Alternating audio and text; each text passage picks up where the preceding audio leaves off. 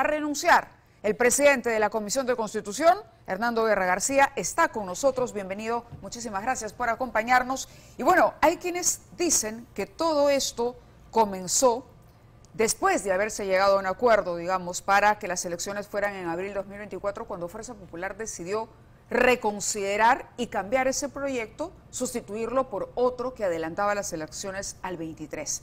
¿Qué responde a nombre de Fuerza Popular? Que es cierto, porque no podíamos quedarnos con un proyecto del 2024. No podemos cerrar los ojos a la realidad. Fuerza Popular lo que dijo es: no podemos insistir en que este gobierno se quede hasta 2024. Más aún cuando vemos que es un gobierno que necesita tener cuanto antes una, llamémosle, fecha de caducidad. Uno tiene que saber adelantarse y prever las cosas. Pero además lo presentamos no solamente por esta violencia, por esta necesidad de paz, Mávila, de nuestro país, por los muertos en las calles, por la policía cansada, sino porque preveíamos lo que hoy se ha visto. Claro, que la izquierda iba a boicotear esta elección. Hernando, sí, que le haga la repregunta. El problema y lo que le reclaman las bancadas del bloque democrático es que Fuerza Popular no midió la temperatura de sus aliados naturales. Es decir, se lanzó a la piscina con este nuevo proyecto, con esta nueva propuesta, pero no midió la posibilidad de tener consenso, no dialogó para poder conseguir los votos que se requería para la aprobación. Y por lo tanto, hoy muchos le atribuyen al partido suyo que el entrampamiento se debe precisamente a que no hubo diálogo previo a la presentación de eso. Mávila, con todos los votos del bloque democrático no se alcanzaban los 87 votos que se necesitaban. Si alguien ha buscado los votos, he sido yo desde la Presidencia de Constitución, y los busqué en la izquierda, porque hay que atravesar pues el hemiciclo y conversar con la gente. No existían esos votos. Es más, no solamente no existían, sino que había un plan para que esto que hemos visto hoy sucediera el último día de la legislatura, cuando no íbamos a tener ninguna posibilidad de avanzar. Pero el de 24 ya tenía 93 votos en primera legislatura. Para elecciones en abril del 2024. Correcto. Es decir, cerrando los ojos a lo que sucede en nuestro país. Pero por ello, no se dialogó con Renovación, no se habló con Avanza, no se les dijo: oigan, estamos evaluando esta posibilidad por esto y esto, antes, digo, de la presentación. Entonces lo han considerado una suerte de traición, deslealtad para con el bloque de derecha. Mira, cuando nuestro país está pasando por una crisis, uno no puede decir, como considero, traición y deslealtad. A nosotros, los otros partidos, nunca nos consultaron temas de vacancia y los apoyamos. APP ha apoyado este tema. Una parte de Avanza lo ha apoyado y Renovación no. Renovación no quiere y no estuvo de acuerdo en ningún momento. Ellos quieren quedarse hasta 2026 y será su responsabilidad ante la historia el decir que se quieren quedar hasta el 2026. El bloque democrático que dice, bueno, nos molestamos porque no se consultó, no es tal. Renovación desde un inicio se manifestó estar en contra. Con los votos del sector de Avanza, que no ha votado, a mi juicio, de manera irresponsable por esto, y de Renovación, se hubiese conseguido perfectamente esto. Acá no es como, no, ¿sabes qué? Me molesto porque no me dijiste. ¿La responsabilidad entonces es del bloque de derecha? Yo creo que hay responsabilidades de todos. Y hay irresponsabilidades. Pero la izquierda ya había sentado posición hacía tiempo, ¿correcto? La izquierda ya había dicho, sobre todo la izquierda que propone la Asamblea Constituyente, está condicionando el adelanto de elecciones a esa discusión. También lo había dicho desde la primera votación, no lo apoyó. Renovación no es partidario de la Asamblea Constituyente. No digo, pero también Renovación dio su posición desde un principio y por tanto no se contaban con esos votos. Ahora, esperemos que recapaciten, que reflexionen. Nosotros desde un principio dijimos, ¿por qué? Porque el país no aguanta más, debemos irnos el 2023. Lo manifiesta inclusive la Presidenta de la República. Lo que no entiendo es cómo podemos cerrar los ojos a una realidad tan dura como la que tiene nuestro país. De acuerdo, hablemos de este proyecto que ya está en la mesa de partes del Congreso de la República, presentado esta noche. Alberto Otárola, presidente del Consejo de Ministros, acaba de decir, es una propuesta para que las elecciones primera vuelta se realicen segundo domingo del mes de octubre del año 2023. Concluye su mandato la Presidenta de la República el 31 de diciembre de este año. los congresistas el 29 de diciembre de 2023. ¿Qué se vota primero? ¿Lo que ha presentado ahora el Poder Ejecutivo o el dictamen en minoría que correspondería, de acuerdo al orden, del congresista Quito, de Jaime Quito Sarmiento? Al entrar tiene prioridad, pero tiene prioridad de entrar en la agenda, ¿no? Hay en realidad tres cosas que se podrían votar mañana. El proyecto del congresista Quito, la reconsideración que ha presentado Avanza o el sector de Avanza con el congresista Cabero, que volvía a proponer el 2024, y esta propuesta. Ahora, esta propuesta puede entrar directamente, como también puede ser vista en la Comisión de Constitución, o puede ser vista en el Pleno, y el mismo Congreso puede hacerle añadidos, sugerencias o un texto sustitutorio a ese proyecto, ¿no? Bien, pero por ser, digamos, una propuesta del Ejecutivo, ¿no tiene alguna prioridad en este contexto? Sí, tiene prioridad de entrar en el Pleno, ¿no? Pero el orden de la agenda del Pleno, ahí supongo que debe ser una decisión de la mesa y de la oficialía mayor. ¿Y cómo cree que van a resultar las votaciones mañana en estos tres escenarios distintos? La posibilidad, y esto lo declaraba, me parece que era la congresista Tudela, la que decía, Fuerza Popular le ha abierto la puerta a la izquierda. ¿Por qué? Porque ahora se va a votar el famoso dictamen en minoría que en efecto dice se dispone adelanto de elecciones y referéndum para convocar a la Asamblea Constituyente. Entonces, esto que para, digamos, los congresistas como Adriana Tudela o Alejandro Cabero no debía en ningún momento pasar al Pleno para ser votado, mañana va a tener que discutirse en el Pleno. Eso se llama soplar la pluma. Ellos han debido voltear y ver a su bancada.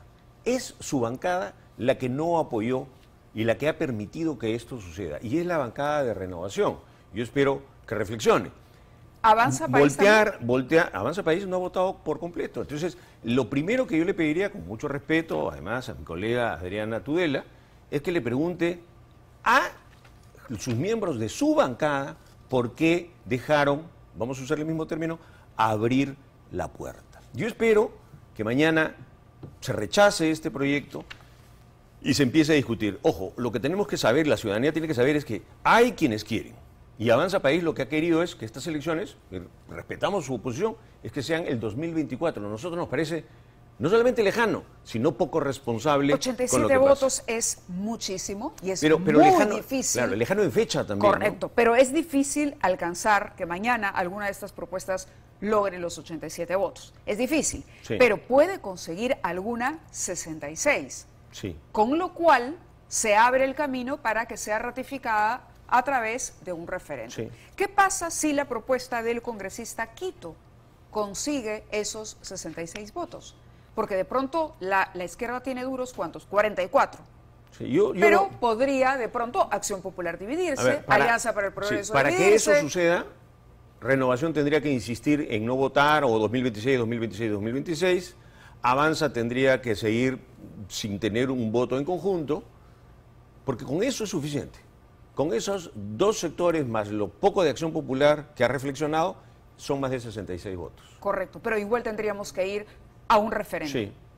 Entonces todo se encamina a que vamos a tener que ir los peruanos, fíjese usted, a un referéndum para ratificar algo que ya está clarísimo, el país quiere, adelanto de elecciones. Terrible. ¿Cuánto cuesta un referéndum? Terrible.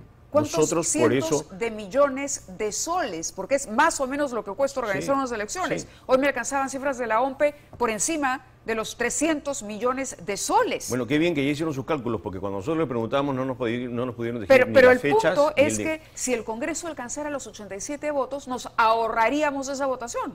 Mávila, eso hay que decirles a aquellos que plantean 2024, 2026, no votan, y a los que dicen Asamblea Constituyente, Asamblea Constituyente, Asamblea Constituyente. Un Congreso no es algo homogéneo. Nosotros desde un principio propusimos julio de 2023 y diciembre de 2023, porque nuestro país así lo necesita.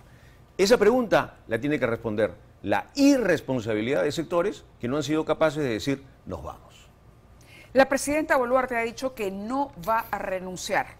¿Es la medida correcta? Porque en el peor de los casos uno dice, bueno, si esto continúa así, y la calle se desborda, la alternativa de la calle va a ser exigirle la renuncia para presionar por el adelanto. Bueno, yo creo que en una democracia la calle se puede expresar, ¿no? Pero la calle ya se expresó antes en votos y es una democracia representativa la que tenemos. Si esta democracia representativa con sus congresistas no está escuchando, lo que puede hacer la presidenta, y nadie le va a obligar, es renunciar. ¿Cuál sería la vía? Que entre el general Williams. Sin embargo, muchos de los congresistas no van a querer que sea el general Williams. Ya dijeron. No, ya adelantaron opinión sobre eso y dijeron que sería imposible que Williams sea el presidente. Y van a decir que entre otro presidente interino. La irresponsabilidad mayor acá es la del chantaje de la izquierda. Es un chantaje que se hace en las calles, en la violencia, que se hace todos los días, porque estas no son marchas pacíficas, esto es turba. Y de esa manera, entonces, ¿cuál va a ser nuestra democracia? No hay una contradicción cuando usted dice ahora turba, pero al mismo tiempo cambió la fecha del 24, la adelantó al 23 precisamente porque lo que dice es que es lo que está reclamando el país. No hay contradicción, porque lo que buscamos es que se calmen. Pero es la expresión de la calle, a fin de cuentas es lo mismo. No, porque hay sectores legítimos que están protestando, que están fastidiados, que están molestos y que con una fecha de salida del gobierno podrán entender que a este gobierno le quedan 7 o 8 meses, que sería un absurdo estar pidiendo lo que se pide, que es la salida de la Presidenta de la República. El pedir la Asamblea Constituyente es el pedido de un sector minoritario, que está ahí y que seguirá en ese tema. Las encuestadoras han dicho que el ánimo por el cambio de la Constitución ha ido ganando terreno. El discurso ha ido calando. Algunas encuestas lo dicen, pero... Sí, algunas encuestas lo dicen, es verdad. Lo dicen, que ha ido calando, ¿no? No se sabe bien quiénes serán los integrantes de esa asamblea, cómo serán elegidos, cuántos serán, ni qué se quiere cambiar de la Constitución, si es redactarla por completo, no se tiene muy claro, pero la gente probablemente en el ánimo de pedir un cambio, finalmente apoya el discurso de la Asamblea Constituyente. Eso hace más necesario que las elecciones sean el 2023. Porque siente que, claro, si con esta Constitución vigente no es posible salir de una crisis política, las autoridades no están a la altura, pues habrá que crear otro marco jurídico. No es la Constitución lo que lo impide. Son los congresistas de la extrema izquierda que desde adentro boicotean todo. Y vamos a fijarnos, como sucedió hoy, cuando ellos pierden, no aceptan nada. Yo me pregunto, ¿por qué van a las votaciones entonces? Ellos van a la votación, y cuando se vota, no, ya ahí me paro con mi letrero, grito, zapateo, pongo cosas en el medio del hemiciclo. Esa es la extrema izquierda que no quiere nada, pero nuestro país no va a caer en ese chantaje. ¿Es constitucional? Hay una discusión amplia sobre este tema, si es constitucional o no incorporar en el referéndum, digamos, esta consulta sobre la convocatoria a una asamblea constituyente. Se dice que no es vinculante, pero... Es lo que han dicho algunos integrantes de la izquierda. Dicen, pero no, lo queremos hacer a modo de encuesta. No es vinculante. Pero cuando uno le pregunta a los especialistas, dicen, caramba, si tú ya lo sometes a votación y además es el Estado el que organiza una consulta de esta naturaleza, no lo hace porque, no sé, por nada, sino para que tenga un efecto vinculante. ¿Cuáles son las vías constitucionales? Las vías constitucionales han sido presentar proyectos de ley que no fueron aprobados, conseguir unas firmas que no las consiguieron. Entonces, esas son las vías que permite la Constitución. Entonces, me voy a la calle, quemo, bloqueo, pataleo, y después digo, pongan una preguntita ahí nomás, no vinculante. Eso no es la democracia. La democracia no es encontrar la puertita, entrar por ahí, poner algo que sí, pero no. Tenemos una Constitución que hay que cumplirla. Lo que uno no puede hacer es participar en el juego democrático hasta que pierde. Y cuando pierdes, haces pataleta, bloqueas las calles, y ojalá fueran pataletas, ¿no? Trae como consecuencia la muerte de familias que hoy están enlutadas en nuestro país. Congresista Guerra García, espéreme un minuto, tenemos un enlace con otro congresista, pero regreso para sus comentarios finales. Vamos a comunicarnos en este momento con el congresista del bloque magisterial, Edgar Tello. Congresista Tello, buenas noches, perdóneme, bienvenido al programa.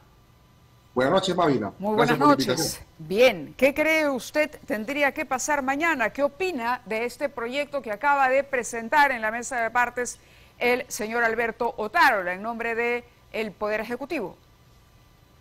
será para debatirlo, escuchar el sustento que le van a dar al proyecto, porque también hay que tener en cuenta que hay un proyecto de minoría que ha presentado el congresista Jaime Quito, ¿no? Donde incorpora el adelanto de elecciones para julio y a la vez también incorpora la consulta popular del referéndum para la Asamblea Constituyente, ¿no?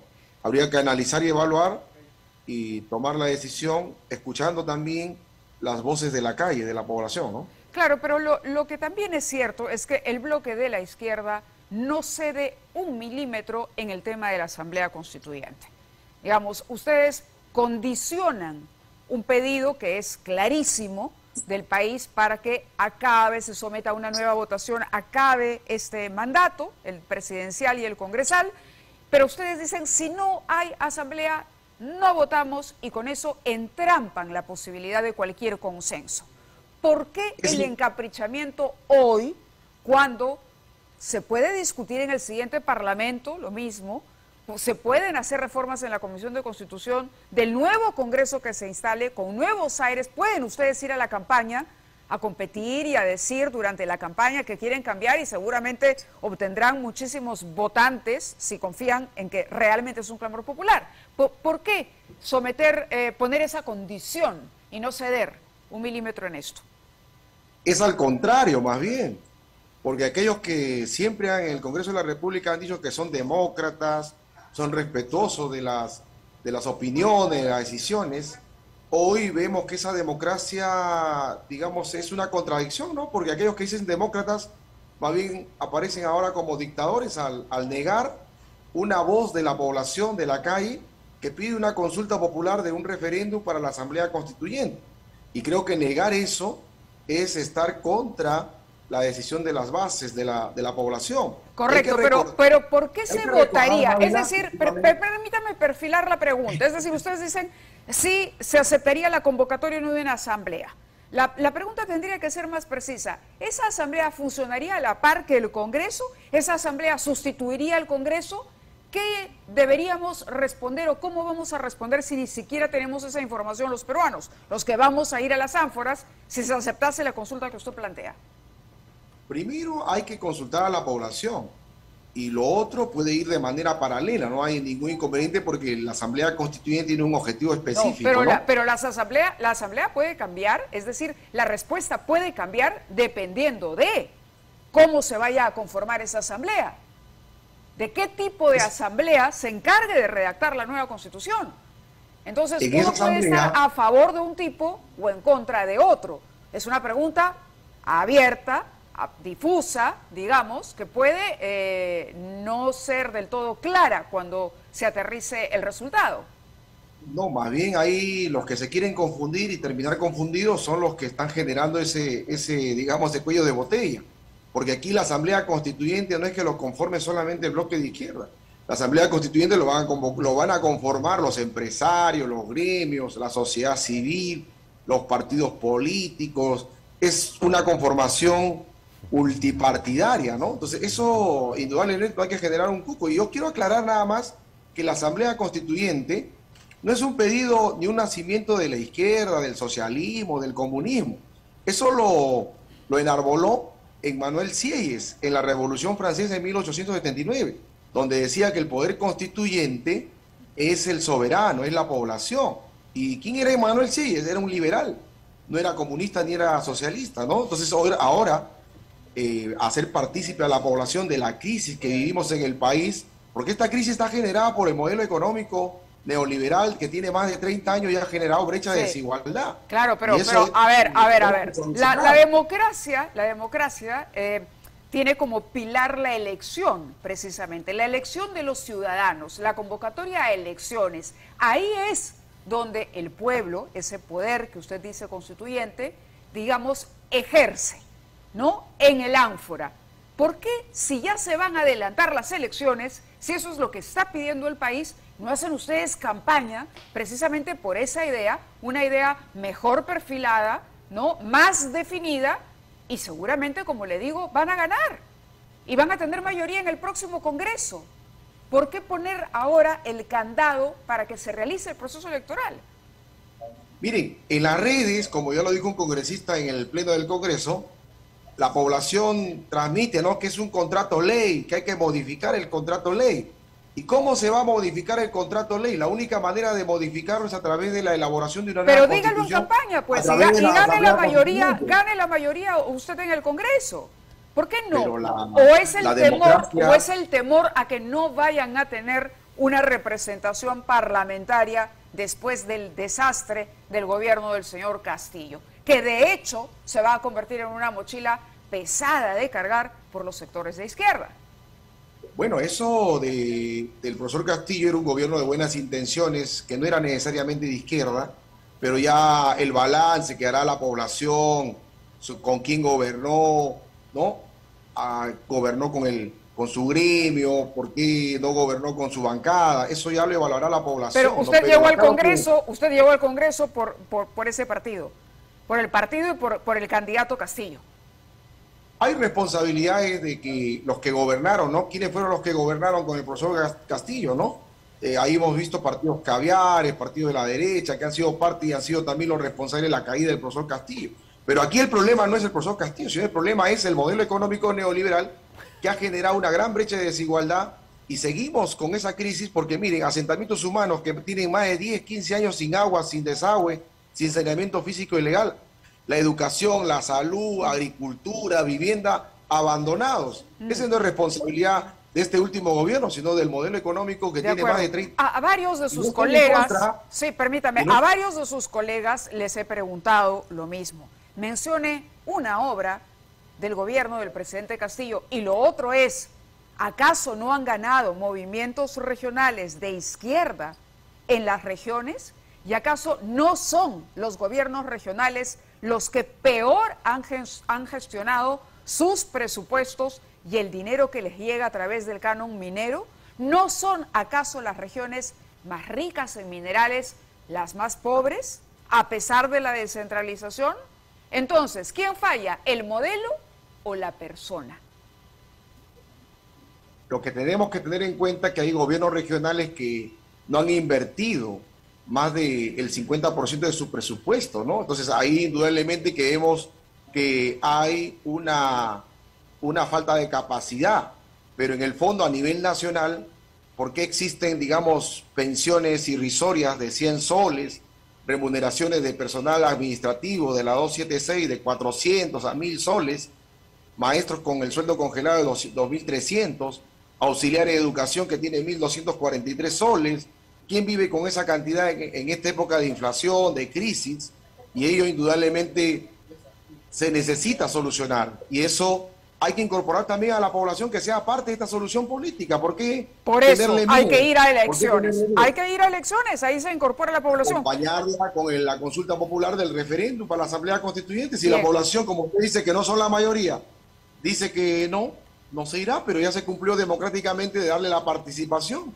Y no hay que asustarse. Lo que yo digo que es votar a ciegas. Pero está bien, está muy clara su posición. Yo le agradezco, al contrario, que haya estado con nosotros compartiendo su punto de vista. Muchas gracias, congresista. Muchas gracias. Estaremos al pendiente de lo que ocurra mañana. Y ya tenemos, para concluir la entrevista con el congresista Hernando Guerra García, aquí el proyecto completo que ha llegado a la mesa de partes del Congreso, enviado por el Ejecutivo. A ver si lo tenemos en pantalla para poder revisar esto que es lo más importante, ¿no? ¿Cuáles son los plazos que se establecen? El recorte del periodo presidencial y de los congresistas de la República electos en las elecciones generales de 2021, es decir, quienes están en este momento. Se precisa el periodo de los parlamentarios andinos electos en las elecciones generales de 2021 y se dispone que la Presidenta de la República convoque elecciones para presidenta, vicepresidentes de la República, así como para congresistas para el segundo domingo de octubre. Entiendo que la segunda vuelta sería antes de que termine el año, y dice, se dispone que el Congreso de la República pueda aprobar otras leyes necesarias para la realización de las elecciones de 2023 hasta el 28 de febrero, no siendo de aplicación para el efecto el plazo dispuesto en el artículo 4, en fin. El punto es que se propone primera vuelta en segundo domingo de octubre. Después, la segunda vuelta me parece que es en diciembre y se acaba todo el 31 de diciembre. Es decir, comienza 2024 con nuevas autoridades. Comentarios de Hernando Guerra García. Bueno, nosotros hemos propuesto desde el principio que las elecciones sean desde el 2023. ¿Está de acuerdo usted en principio con esto? ¿Le parece una buena idea, una buena propuesta? Con las fechas y los plazos, sí. Habría que revisar el tema de lo que se hace, una consulta constituyente, que es el Congreso sea constituyente, habría que revisarlo. No lo incluye, eso no está, finalmente. No está.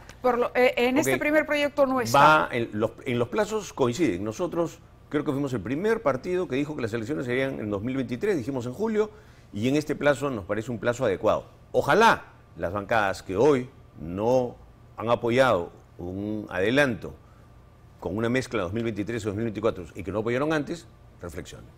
Tengo el tuit de su colega Adriana Tudela ahí. Antes de que ustedes, dice, patearan el tablero y sabotearan el adelanto del 24, ni siquiera existía la posibilidad de votar el dictamen en minoría que planteaba la Asamblea Constituyente. Abrieron la puerta. Y bueno, el dictamen en minoría existía desde el principio, desde el momento en que se planteó el proyecto, que se aprobó. A los 3 días, o creo que el mismo día, se presentó el dictamen en minoría. Hay que decir las cosas en lo correcto. Pero yo sí, a mí no me gusta creer que los enemigos están a los costados. Los enemigos están al frente y a la izquierda. Y creo que este es el momento de sumar en lugar de molestarnos con quienes deberíamos sumar por el país. Entonces, ¿puede haber reconciliación? No hay reconciliación donde no ha habido enemistad. De nuestro lado no hay enemistad. De acuerdo. En nuestro espíritu, en el espíritu de Fuerza Popular, repito, no hay enemigos a los costados. El enemigo está al frente. Muy bien, le agradezco, Fernando, que haya estado con nosotros esta noche. Vamos con una nota que ha preparado Fernando Marcelo. El día de hoy esperamos